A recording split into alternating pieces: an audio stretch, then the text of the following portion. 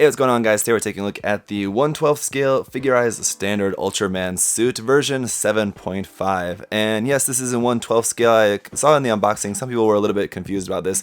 If you're familiar with Ultraman traditionally, it's very large. So 1/12 scale, you'd think like, oh, this would be huge, but apparently this is just like a suit worn by a normal guy, sort of like the Iron Man suit. So yeah, 1/12 scale will put it right about the same size as all the other figurized standard kits, and a little bit larger than your standard Gunpla high grade kit. Now, me myself, I'm not really familiar with any Ultraman. I've never really been a fan of Ultraman, but I do really like the look of these new designs. So I really enjoyed the B types, and this one is really cool as well. That said, there's a third one coming out that I don't plan on getting, so I won't be reviewing that one.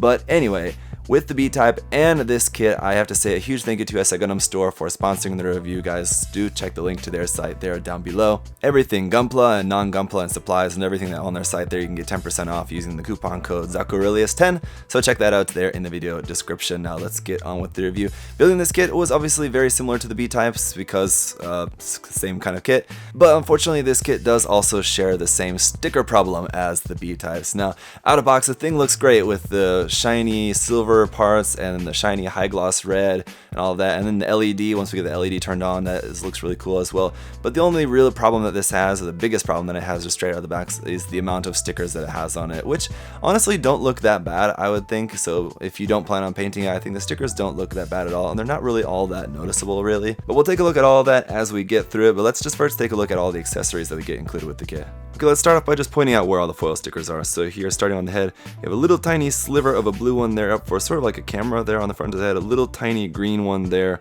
for this little circle on the front of the head there. Inside the head, you have a couple of mirror stickers to help reflect the light from the LED unit up through the chest and out through the eyes. Here on the side of the head, you have two gray stickers there that go like that around on the side of the head. And then all this dark gray here on the side is made up of 1, 2, 3, 4, 5, 6, 7, 8 stickers there to make up all of the gray for the side of that, even though these two obviously not very visible once you have this part actually connected. Around here on the back of the knee, we have one more there for that little red strip, and then near the ankles here we have two little gray bits on the inside and outside of the legs there. That's the same as with the B type. Then we do also have a set of marking stickers, as you can see, which I haven't used any of them, but these are really tiny, so I think they're going to be really hard to see once they're actually on the kit, so I just didn't really even bother with these. But as you could tell, these probably wouldn't look very good anyway. On the silver, they're going to be super hard to see, and on the red, just because of the style of these stickers, I think you're definitely going to see like the square outline around them, and they're just not going to look very good on the finished kit there. You have this little tool here, which on this side works as a little like a crowbar, and on this side is for pushing the button for the LED. So that is so you can get this part off of here, but though I find you don't really need the crowbar end of that to get this part off the back. You just pull this part off the back here, and that's where you can push the button, and so this helps to push the button for the LED. Now, with the LED, it has a couple of cycles, so you turn it on once, there you go, and it lights up the eyes like that. Very nice. It kind of has a glow from, it doesn't just turn straight on, it goes like from nothing, and it kind of warms up to being at full light. Now, once you press it once, it lights up the eyes there, and it'll stay on for 3 minutes. If you press it one more time, then now the light will just stay on indefinitely, or it'll go off and on again, and it'll just stay on until whenever you turn it off again. So that'll just stay on probably until the batteries die or you turn it off, and then you press it one more time, and then it will just turn off. So there you go, that's it, and it looks really, really great. So you have like the full visor across the eyes, but then under that you have a piece, it's like actual just clear eyes for that. So it looks really great how you can see like the actual eyes in there behind the clear piece, and it looks just really, really cool. So the LED for this is fantastic. Now that said, it doesn't have what the B-Type had. The B-Type had two LEDs, one for the chest and one for the eyes, and this one doesn't have that aspect of the design to have any LED in the chest. But the other great thing that the B-Type had was that it had two different colors, so it could light up in either red or blue. This one, it's just plain white light, but it comes out as yellow because of the yellow pieces there in the head. Other accessories here for the hands, aside from these open hand options, we have just a set of just holding hands here for the left and the right. We have this included clear base here with this arm that can be adjusted at a few different points there.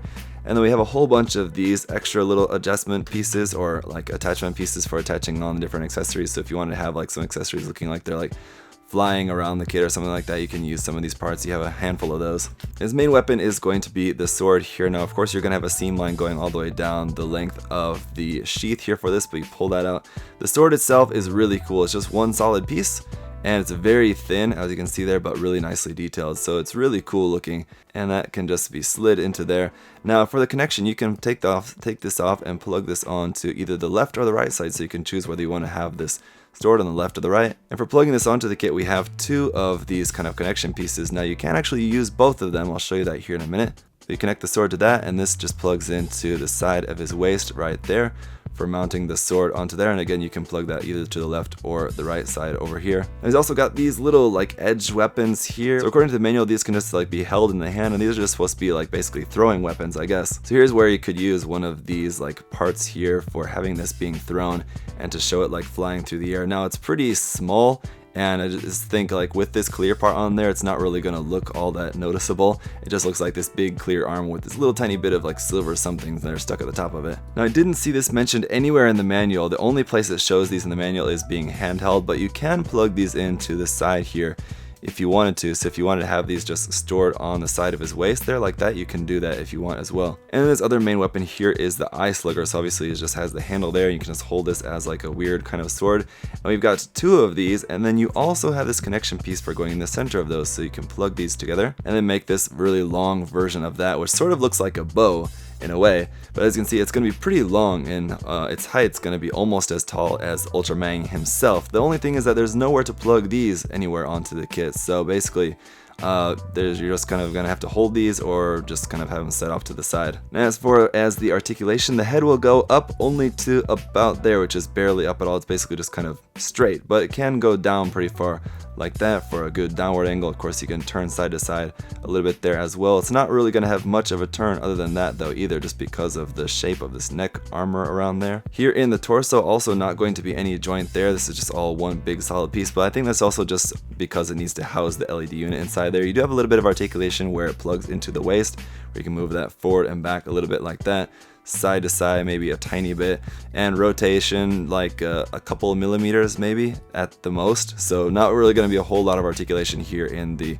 torso and the body section at all. The shoulder can swing forward and back a little bit like that. The shoulder armor can also, of course, flip up there up at the top. Moving that out of the way will allow you to bring the arm up to a little bit more than 90 degrees there for upward movement. We can rotate the arm there at the bicep, and you give you a nice bend at the elbow, giving you a little bit more than 90 degrees, but that is going to be about it. That's the extent of the elbow bend, which is not really all that great. On the back of the arm, we've got a seam line there, and also on the top of the head, I forgot to mention, you have a seam line going across the top of the head, as well as a seam line down the front and back of this bicep part and the side of the upper arm, but it's going to be kind of hidden by this part here, so you may not really need to worry too much about that. Around here on the back, people have been wondering about what these square holes are in the backs, if that's going to be for some sort of extra weapons or something like that in a future version of this or something. I don't know anything about that, but if you guys have any theories, feel free to leave those down below. The legs, if you finagle them a little bit here at the hips, it's going to look a little bit weird doing it, but you can get those to basically doing almost a full splits there. Very strange looking, but hey, it works sort of.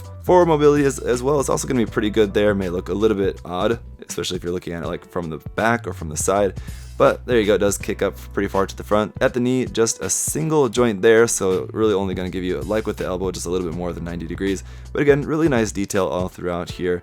No seam line on the front of the legs, which is nice, but on the back of the leg, you will have a seam line going basically all the way down the back of that calf part. At the ankles, this part here on the front will move up and down a little bit. That will allow you to bring the foot up to there. Otherwise, you can point the foot back to really only about there, which is basically pretty much nothing. Side to side movement at the ankle, we do have a little bit, but really not all that much, so you're probably not going to be able to get a very wide stance out of this just standing like that. Up underneath the feet though, some nice detail there, no hollow gaps or anything, so that's all good and well. So I do have to say that the articulation is going to be pretty limiting in getting this kit into any sort of really dynamic poses, and that's going to be pretty disappointing, as well as the base, as the parts for the base, like the main arm of the base for holding up the kit, it's kind of like the one where it's not movable, you have to take it apart, it's like a hexagon shape.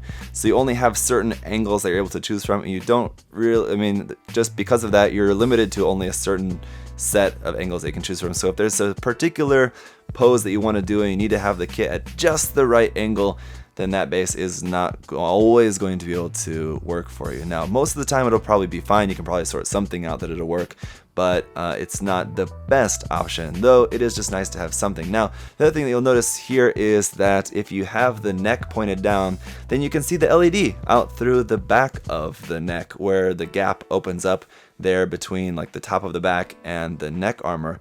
The LED light shines out through there. So if you wanted to have this like displayed in a dark cabinet or something like that, then you're going to have light shining out the back of it as well, which, I don't know, you may find that cool, but it may also not really be ideal for you. So overall, just in terms of the quality and what you're getting out of this kit, I wouldn't rate it quite as high as the B-type. And while it may be small, the other important accessory that's missing from this kit that was included with the B-type was a set of closed fists. So with this kit, we only get this set of open hands and holding hands.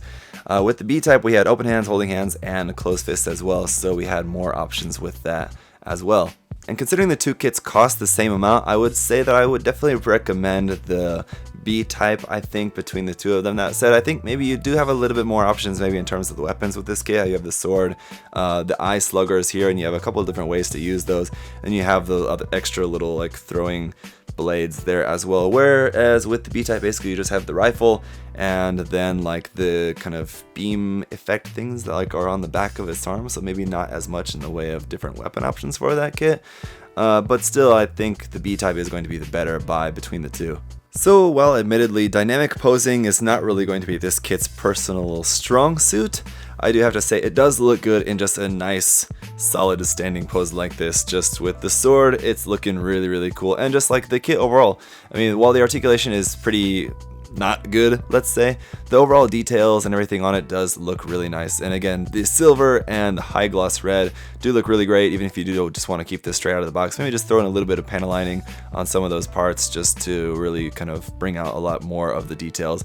And it looks really nice just as it is. And so that's going to be pretty much it for the review, guys. If you do have any other further questions or comments, do feel free to leave those there down below. What do you think of the kit? Do you have it? Are you planning on getting it? Was the review helpful for you? Hopefully it was.